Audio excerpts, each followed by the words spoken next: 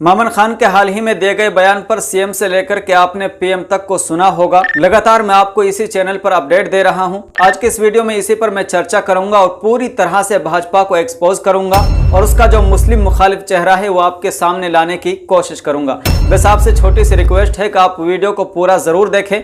अभी तक आपने हमारे चैनल एमटी न्यूज इंडिया को सब्सक्राइब नहीं किया है तो आप हमारे चैनल को भी सब्सक्राइब कर लें। अगर ये वीडियो आपको पसंद आए तो इस वीडियो को ज्यादा से ज्यादा अपने यार दोस्तों तक शेयर कीजिएगा, अपने तमाम ग्रुप्स में शेयर कीजिएगा और हमारी हौसला अफजाई के लिए कमेंट बॉक्स में एक कमेंट जरूर कीजिएगा। अस्सलाम वालेकुम रहमतुल्लाहि व बरकातुहू। आप तमाम नाजरीन को एमटी न्यूज़ इंडिया में खुश आमदेद। मैं आपके साथ आपका मेज़बान साहिब कासमी। नाजरीन इकराम, किसी शायर ने कहा है कि हम उफ भी करते हैं तो हो जाते हैं बदनाम, हम उफ भी करते हैं तो हो जाते हैं बदनाम, वो कत्ल भी कर दें तो चर्चा नहीं होता। ऐसा ही कुछ देखने और सुनने को मिल रहा है हरियाणा असेंबली इलेक्शन में, जहां एक तरफ नरेंद्र मोदी अपनी ही पार्टी के नेताओं के भड़काऊ बोलों पर खामोशी बनाए हुए हैं, तो वहीं दूसरी जानिब मेवात की फिरोजपुर झिरका विधानसभा सीट से कांग्रेसी विधायक मामन खान को तनकीद का निशाना बना रहे हैं। किसी शायर ने क्या खूब कहा है, समझने ही नहीं देती सियासत हमको सच्चाई, समझने ही नहीं देती सियासत हमको सच्चाई, कभी चेहरा नहीं मिलता कभी दर्पण नहीं मिलता। नरेंद्र मोदी ने चुनावी प्रचार के दौरान अपनी हिसार रैली में लोगों को खिताब करते हुए कहा कि आपने कांग्रेस के विधायक की धमकी जरूर सुनी होगी। वो कहता है कि कांग्रेस जीती तो लोगों को अपना घर बार छोड़ना होगा। अभी यह आलम है, सत्ता तो मिली नहीं है, मिलने की संभावना ही नहीं है, लेकिन जनता पर जुल्म करने की बातें कर रहे हैं। अगर ऐसे लोगों को सत्ता मिल गई तो क्या होगा, ये सोचकर भी रोंगटे खड़े हो जाते हैं। इसलिए हरियाणा के हर वोटर से मैं कहूंगा कि जब भी वोट डालने जाना तो ऐसी धमकियों को जरूर याद रखना। आपने कांग्रेस के विधायक की धमकी जरूर सुनी होगी। वो कहता है कि कांग्रेस जीती तो लोगों को अपना घर बार छोड़ना होगा। अभी ये आलम है, सत्ता तो मिली नहीं है, मिलने की संभावनाएं नहीं है, लेकिन जनता को पर जुल्म करने की बातें कर रहे हैं। अगर ऐसे लोगों को सत्ता मिल गई तो क्या होगा, ये सोच करके भी रोंगटे खड़े हो जाते हैं।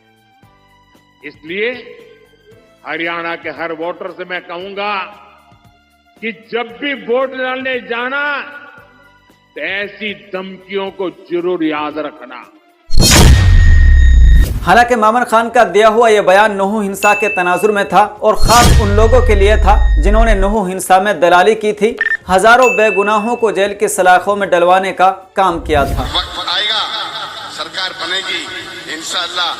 जिन जालिमों ने हमारे बच्चों के साथ अन्याय किया है, मुझे एक एक की पता है, एक एक को जानता हूं। जिन्होंने लिस्ट दी है, किसी भी सूरत में बख्शूंगा नहीं। या तो उनको मेवात छोड़ना पड़ेगा, यहाँ नहीं रहना पड़ेगा, यहाँ बाहर जाना पड़ेगा। नूह हिंसा में दलाली करने वालों ने ऐसे लोगों को भी गिरफ्तार कराया था जो हिंसा के वक्त मेवात या आसपास के अजला में तो क्या इस मुल्क में ही नहीं थे, बल्कि उम्रा के मुकद्दस सफर पर गए हुए थे, जिसकी वजाहत बतौर सबूत खुद मामन खान ने भी कॉन्फ्रेंस करके दी है। और जो नाजायज लड़कों को इन्होंने फंसवाया था, यहाँ तक कि जो लोग मक्का में उम्रा करने के लिए गया था, सबूत है, सबूत के साथ बोल रहा हूँ। हमारे उसमें और कोई समाज नहीं था, हमारे अपने ही मुस्लिम समाज के लोगों ने जो मक्का में उम्रा करने गए तो उन पे भी झूठे केस यहाँ दर्ज करवाए। आपको बता दें कि नरेंद्र मोदी से पहले हरियाणा के मुख्यमंत्री रहे नायब सैनी ने भी मामन खान पर अपना बयान दिया है, जिसमें उन्होंने कहा है कि उनकी जो भाषा है वो भाषा समाज के अंदर नफरत फैलाने की है। मामन साहिब क्योंकि दोषी हैं, जेल के अंदर से आए हैं, और मामन साहिब इस बात को भूल जाएं, जो दोषी होता है उस दोषी व्यक्ति के खिलाफ कानून अपनी कार्रवाई करता है। इस तरह का बयान देने मामन खान के लिए सही नहीं है। ऐसा अगर वो करेंगे तो उसे बहुत दिक्कतों का सामना करना पड़ेगा। देखिए, इनकी भाषा है जो वो भाषा समाज के अंदर द्वेष पैदा करने की है, समाज को तोड़ने की है। मामन साहब क्योंकि दोषी हैं, जेल के अंदर से आए हैं, और मामन साहब उस बात को भूल जाएं, क्योंकि जो व्यक्ति दोषी होता है उस दोषी व्यक्ति के खिलाफ कानून अपना कार्रवाई करती है, और इस प्रकार के जो बयान देने वो मामन खान के लिए उचित नहीं है। ऐसा अगर वो करेंगे तो उसके लिए बहुत दिक्कतों का उसको सामना करना पड़ेगा। नूह हिंसा का जिक्र करते हुए नायब सैनी ने कहा कि जो नूह का घटनाक्रम हुआ है उस घटनाक्रम का जो दोषी है उसका प्लानर वो मामन खान है, और ऐसे शख्स को कानून के नुक्ता नज़र से बख्शा नहीं जाएगा, न उसे बख्शने का सवाल है। सोच समझ करके बयान देना चाहिए। लिस्टें तो किस किस की बनी हुई हैं, किस किस की नहीं बनी हुई। अपने आप का बचाव कीजिए। जो कानून के जाल में आप फंसे हुए हैं उसकी सोच है, क्योंकि वो इसी संस्कार के अंदर पला है, इसी संस्कार के अंदर बड़ा हुआ है। अलबत्ता अपने बयानों को वो ठीक करे, मैं उसे सलाह देता हूँ। जो वहाँ का नूह का घटनाक्रम हुआ है उस घटनाक्रम का जो दोषी है, जो उसका प्लानर है, वो मामन खान है, और ऐसे व्यक्ति को कानून की दृष्टि से उसको कोई बख्शने का ना वो बख्शा जाएगा, ना उसको बख्शने का सवाल है। सोच समझ करके बयान देना चाहिए। लिस्टें तो किस किस की बनी हुई है, किसकी नहीं बनी हुई, इसकी चिंता छोड़िए, आप अपनी चिंता करिए, अपने आप को बचाव कीजिए जो कानून के आप जाल में फंसे हुए हैं। ये देखिए, क्योंकि मैंने कहा है कि उसकी सोच है, क्योंकि वो इसी संस्कार के अंदर पला है, इसी संस्कार के अंदर बड़ा हुआ है, परंतु अपने बयानों को वो ठीक करे, मैं उसको सलाह देता हूँ। अभी नायब सैनी का यह बयान आपने सुना। नायब सैनी ने अपने इस बयान में नूह हिंसा का आरोपी सिर्फ और सिर्फ मामन खान को करार दिया है, जो पूरे हरियाणा वासियों के लिए, खासकर अहले मेवात के लिए बाइस तशवीश है, क्योंकि नूह हिंसा के मुख्य आरोपियों में बिट्टू बजरंगी और मोनू मानेसर जैसे शरंगेज लोग भी शामिल हैं, जिनके हाथों गौरक्षा के नाम पर कई मेवाती नौजवानों की जान भी गई है। नायब सैनी का बिट्टू बजरंगी और मोनू मानेसर का जिक्र न करना नायब सैनी और उनकी भाजपा पार्टी की मुस्लिम मुखालिफ जहनियत को भी उजागर करता है। हालांकि मामन खान का बयान हिंदू मुस्लिम का नहीं था, बल्कि उन लोगों को मामन खान ने मुखातब किया था जिन्होंने नूह हिंसा में दलाली करके बेकसूर नौजवानों को पुलिस के हवाले किया था। गर्चे मामन खान को इस तरह का बयान नहीं देना चाहिए था, और न ही मैं उसकी तायद करता हूँ। एक तरफ मामन खान के बयान पर सीएम से लेकर के पीएम तक की तनकीद, तो दूसरी जानिब भाजपाई नेताओं के चुनावी प्रचार के दौरान नफरत आमेज बयान पर सबकी खामोशी भी भाजपा पार्टी की मुस्लिम दुश्मनी को उजागर करती है। आपने फरीदाबाद के नाइटी विधानसभा सीट के लिए चुनावी प्रचार के लिए आए उत्तर प्रदेश के सीएम योगी आदित्यनाथ का वो बयान शायद सुना होगा, जिसमें उन्होंने कहा कि जम्मू कश्मीर से 370 हटने के बाद अब मौलवी भी राम राम कहते हैं। वजीर आजम नरेंद्र मोदी को योगी आदित्यनाथ का यह बयान भी जरूर सुनना चाहिए, और योगी को बताना चाहिए कि आप एक बड़े सूबे उत्तर प्रदेश के सीएम हैं।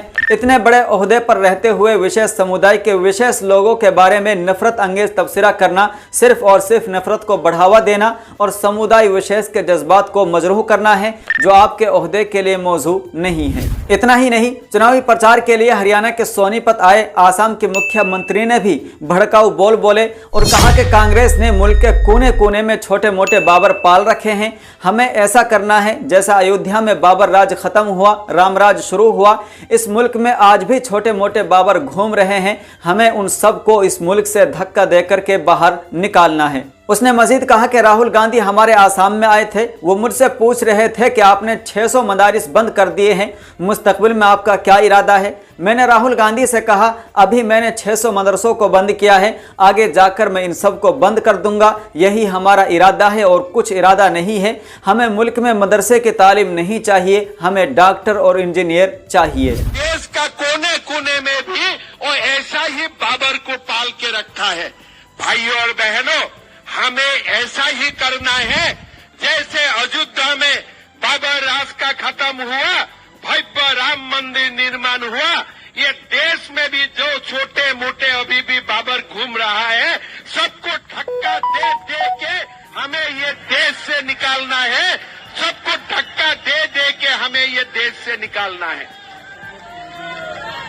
हमारे असम में आए थे, राहुल गांधी मुझको पूछते हैं कि आपने 700 मदरसा बंद कर दिया, आगे आपका क्या इरादा है। मैं राहुल गांधी को बोला कि अभी तो 600 बंद किया हूं, आगे जाके सबको बंद कर देने का इरादा है, यही हमारा इरादा है और कुछ इरादा नहीं है। हमें देश में मद्रसा शिक्षा नहीं चाहिए, हमारा देश का जवान इंजीनियर बनना चाहिए, डॉक्टर बनना चाहिए, इंडस्ट्रियलिस्ट बनना चाहिए। हमारा देश को जवान कोई मुल्ला बनने के लिए जरूरत नहीं है, हमारा देश का जवान डॉक्टर बनेगा, इंजीनियर बनेगा। लेकिन अफसोस की बात यह है कि इस तरह के नफरत अंगेज तबसरों पर न मोदी कुछ बोलेंगे और ना ही भाजपा के दूसरे बड़े नेता, क्योंकि ये बोल मुस्लिम मुखालिफ बोल हैं और यही बीजेपी पार्टी का एजेंडा है। नफरत फैलाओ और राज करो, हिंदू मुस्लिम करो और इक़्तिदार हासिल करो।